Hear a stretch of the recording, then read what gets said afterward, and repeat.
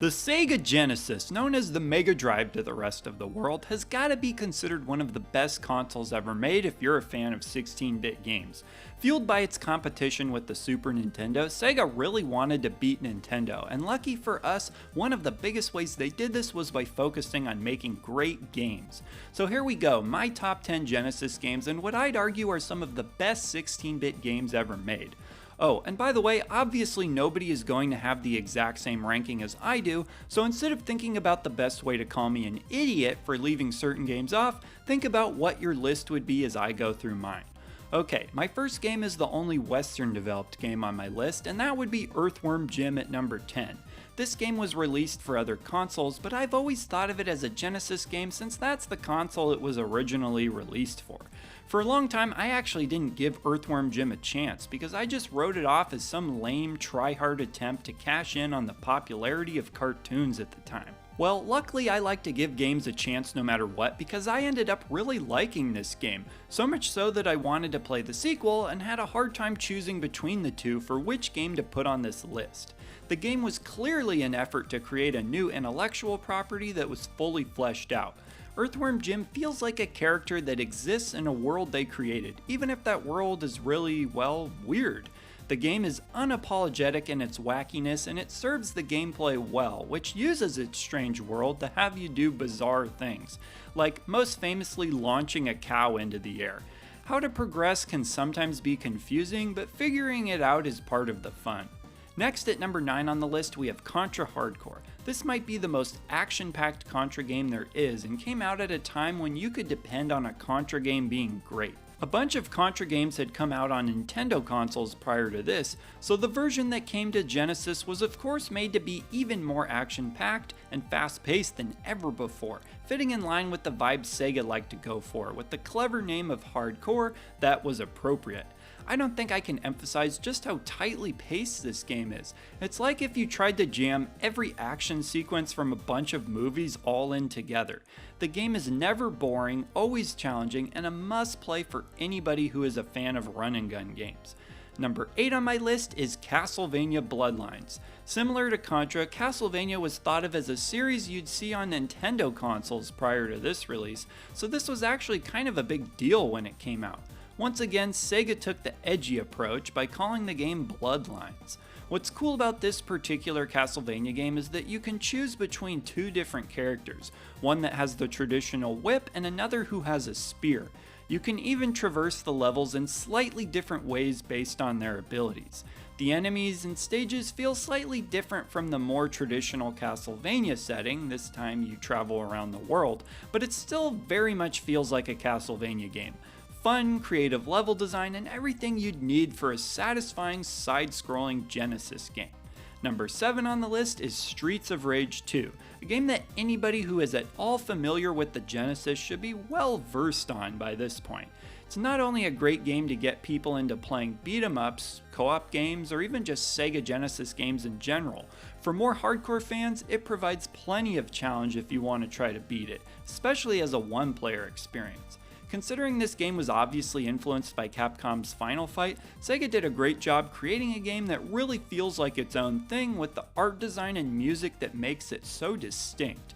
The gameplay gives you just enough options to keep things engaging without being overbearing, and this game will probably serve as one of the shining examples of its genre for a long time to come. Number 6 is Shinobi III, and I was really tempted to put Revenge of Shinobi on here instead.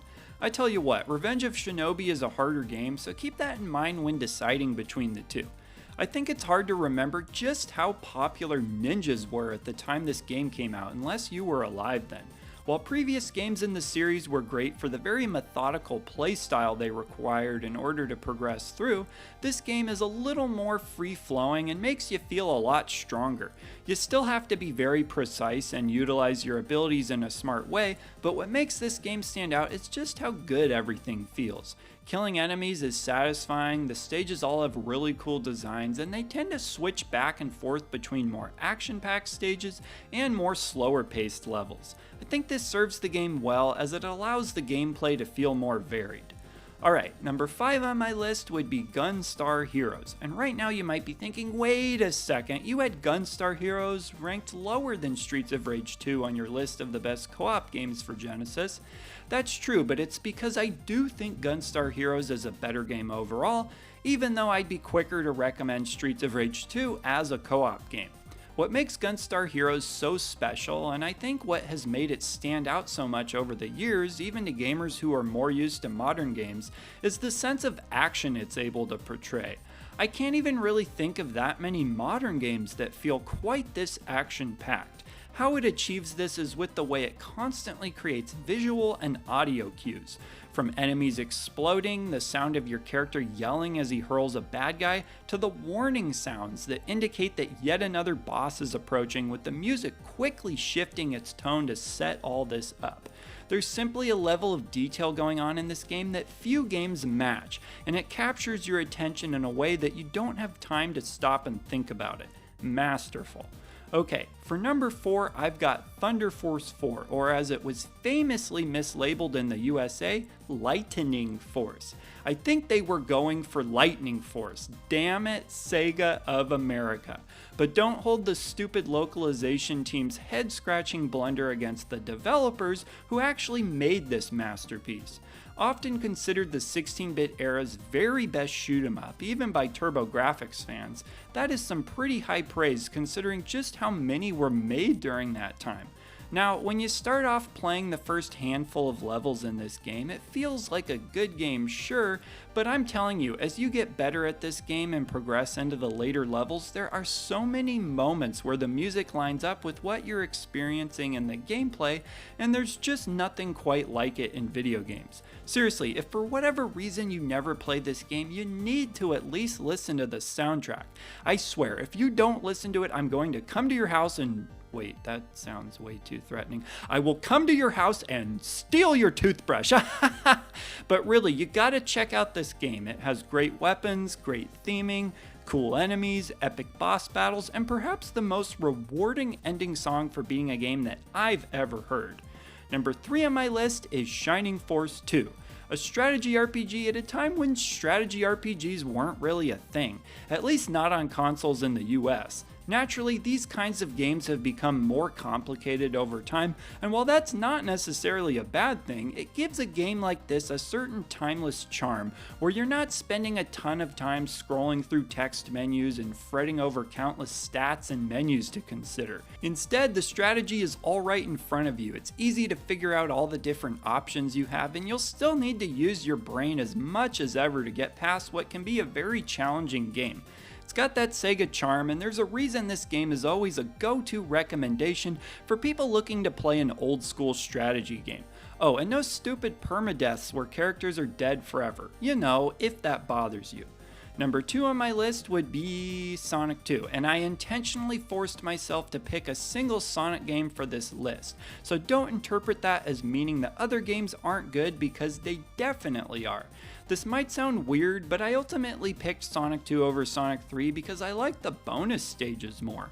What makes Sonic games fun to play through multiple times for me is trying to collect all the Chaos Emeralds so you can turn into Super Sonic, which you obtain by beating the bonus levels. By the way, just a little tip, you can go into the options before you start the game and choose to be just Sonic without Tails, which comes in handy during the bonus levels so that Tails isn't constantly crashing into the spikes like an idiot, losing your precious coins and frustrating the crap out of you. Anyways, the pacing and flow of Sonic 2 has always felt really good. We're sure you're trying to figure out where to go at points, but you always feel like you're moving forward most of the time. Really, my takeaway has always been that Sonic 2 and 3, with Knuckles, are all totally worth playing, but if I had to choose one, it would be Sonic 2. There's a reason the Sonic games have never really had their specific playstyle outdone after all these years. It's difficult to design levels that you move through this fast with a good sense of flow, and Sega deserved a lot of credit for that. Okay, so what the heck could be better than Sonic on the Sega Genesis? Well, for me it's actually a different blue mascot platformer, and that would be Sparkster in Rocket Knight Adventures at number 1. Oh, I tell you, this game, if you enjoy classic 2D platformers, it might be impossible to not like this game. One of the best compliments you can typically give a game is that it does a good job of switching up what you're doing and making it all instantly engaging and fun to do. Rocket Knight Adventures is the epitome of this, with just fun idea after fun idea thrown at you, one after the other. This can be hard to pull off though, because it kills the fun if you feel like it's this investment you have to make every time the game requires you to figure out what to do next. Not here, as Rocket Knight Adventures has a foundation of very fun abilities, a rocket pack and a sword, that serve as a tool set you get to use in creative ways as the game progresses and puts you in different scenarios. Whenever I have thoughts of 16-bit goodness over the years, my brain has always immediately gone to this game, and so after a while I just figured, well, this must be my favorite Genesis game if I constantly think about it. Alright, and so that's my personal top 10 games. And now it's time for some damage control about what wasn't in this list. The Genesis had a ton of great games, and there's a bunch I really liked that didn't make it on here. I'd imagine plenty of those games would be in some of your top 10s, so feel free to share your lists, as I'd love to see how some of my viewers would rank their favorites. Perhaps the most notable omission would be Phantasy Star 4, which is a lot of people's favorite Genesis game, and rightfully so.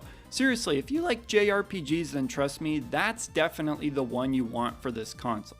Alright, so if you want to share some of your own favorites or comment on my list, be sure to leave those thoughts down in the comments below, and I will see ya in the next video.